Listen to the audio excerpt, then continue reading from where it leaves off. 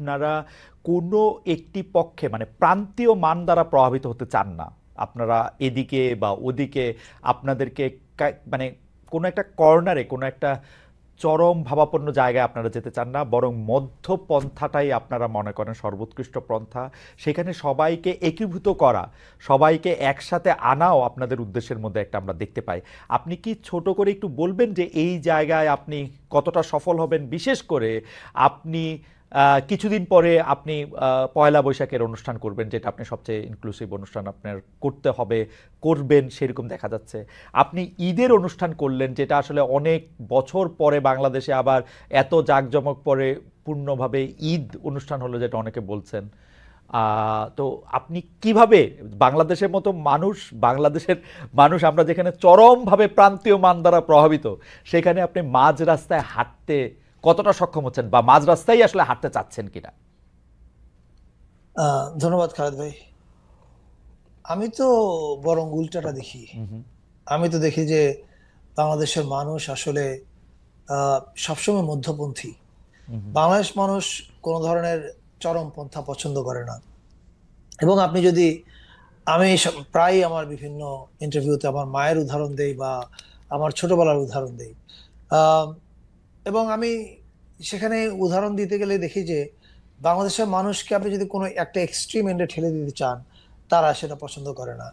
এবং আজকে যে আমরা সরকারে বসে একটা দায়িত্ব পালন করছি, এই দায়িত্বটা যে আমাদের হাতে এসছে বা আমাদের কাঁধে এসছে, এটার পিছনে যে 5ই আগস্টে যে একটা বড় গণ অভ্যুত্থান হয়ে গেল, এবং সেই গণ অভ্যুত্থান আমরা যদি রিওয়াইন্ড করতে থাকি, তাহলে আমরা পিছনে গেলে দেখতে থাকবো যে 36 দিনের যে আন্দোলনটা হলো, সে আন্দোলনটা আসলে 16 বছরের একটা পুঞ্জীভূত ক্ষোভের প্রকাশ।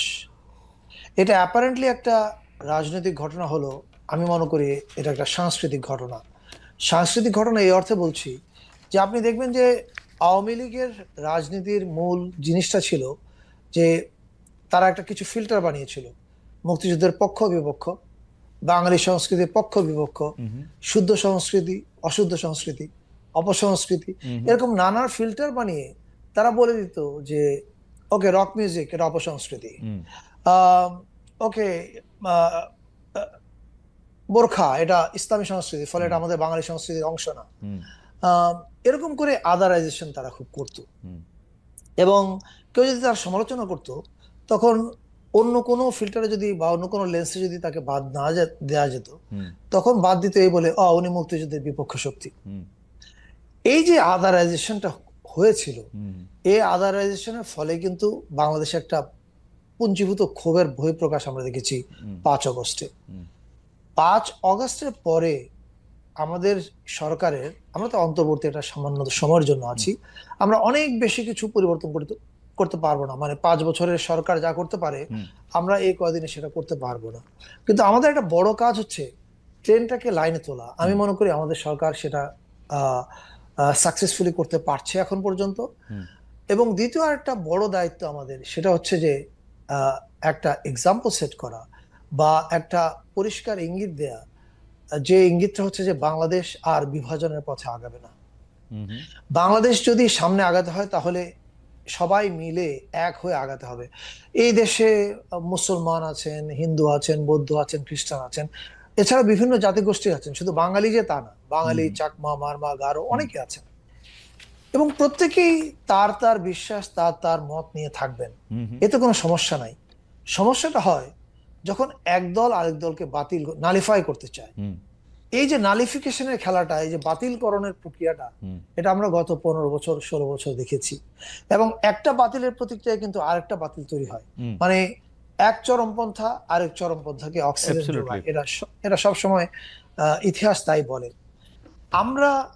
আমরা বিশ্বাস করি যে আমরা সবাই মিলে, বাংলাদেশের সব মানুষ, আমরা যদি আমাদের ভিন্নতা থাকবে, আমাদের চিন্তার বৈচিত্র্য থাকবে, আমাদের জাতিসত্তার বৈচিত্র্য থাকবে, কিন্তু সেই বৈচিত্র্য নিয়েও আমরা যদি এক হয়ে এগোতে পারি, তাহলে বাংলাদেশের ভবিষ্যৎ উজ্জ্বল। ফারুক ভাই, আমার আসলে প্রশ্নটা ছিল যে আপনি কতটা পারতেছেন। যেমন ধরেন, আপনি যখন এই কথা বলতেছেন, অনেক মানুষ আপনার কথা শুনতেছেন, তাদের কেউ কেউ বলতেছেন যে ধরেন এইবারের ঈদ উৎসবটার কথাই যদি ধরি, কেউ কেউ এরকম হ্যাঁ বলতেছেন যে আপনি ঈদ উৎসবের যে ঈদের আনন্দ মিছিল সেইটাতে কিছুটা পৌত্তলিকতা ঢুকিয়ে দিয়েছেন। পহেলা বৈশাখের যে পহেলা বৈশাখের যে পৌত্তলিকতা, আমি সবই কোট আনকোট করছি, পয়লা বৈশাখের যে পৌত্তলিকতা তাতে আপনি কিছুটা ধর্ম ঢুকিয়ে দিবেন, কারণ আপনি একটা মেল্টিং পটের মধ্যে দিয়ে আসলে সবাইকে একীভূত করতে চান। আপনি কি এই ব্যাপারটাকে সেকেন্ড করেন যে তাদের না এই না মতামতটাকে? না আমি প্রথমে একটু পরিষ্কার করার জন্য বলি, জি।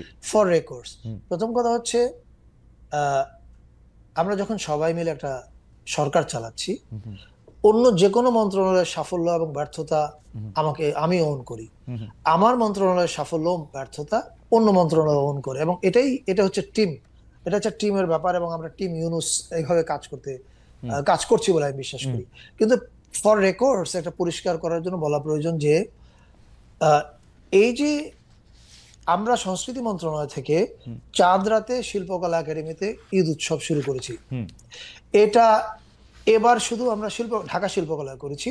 সামনের বছর সামনের ঈদে সমস্ত শিল্পকলায় বিভিন্ন জেলা শহরে ছড়ানো হবে। হুম এবার যদি আমরা আসি হচ্ছে ঈদ মিছিলের প্রসঙ্গে, আমাদের যখন আহ, চাঁদ রাতের উৎসবের প্রস্তুতি চলছিল, ওই সময় আমাকে আসিফ ফোন করে, আমাদের আসিফ মোহাম্মদ সজীব ভুঁইয়া, আমাদের হুম হুম এলজিআরডি হুম উপদেষ্টা। হুম হুম উনি আমাকে বলেন যে, ফারুকী ভাই, এরকম তো একসময় ঈদের মিছিল ছিল, চল এটা তো আমরা আরেকবার রিভাইভ করতে চাই। আমি বলছি গ্রেট আইডিয়া, হুম গ্রেট আইডিয়া। এবং এটা আমরা যে কালচার পলিসি এক্সিকিউট করতে চাই বাংলাদেশে, সেই পলিসির সঙ্গে এটা হুম পারফেক্টলি ম্যাচ করছে। Let's do it together. So এটা মূলত ঢাকা সিটি কর্পোরেশন উত্তরের আয়োজন। হুম হুম আমরা মন্ত্রণালয় থেকে শুধুমাত্র হেল্প করতে পেরেছি দুইটা জায়গায়, কারণ আমরা নববর্ষ এবং আমাদের আয়োজন নিয়ে এত ব্যস্ততার কারণে হুম নববর্ষে এবার আমাদের হিউজ এঙ্গেজমেন্ট। আমি নববর্ষের প্রোগ্রামের তালিকা বললে হয়তো এই প্রোগ্রাম শেষ হয়ে যাবে, এত হ্যাঁ, হবে। রাইট। তো আহ, ফলে আমরা সংস্কৃতি মন্ত্রণালয় থেকে যেটা করেছি সেটা হচ্ছে র্যালি গিয়ে মানিক মিয়া এভিনিউতে মেশার পরে যে সাংস্কৃতিক অনুষ্ঠানটা হয়, হুম ওই অনুষ্ঠানটা সংস্কৃতি মন্ত্রণালয় শিল্পকলা একাডেমির মাধ্যমে আয়োজন করেছে।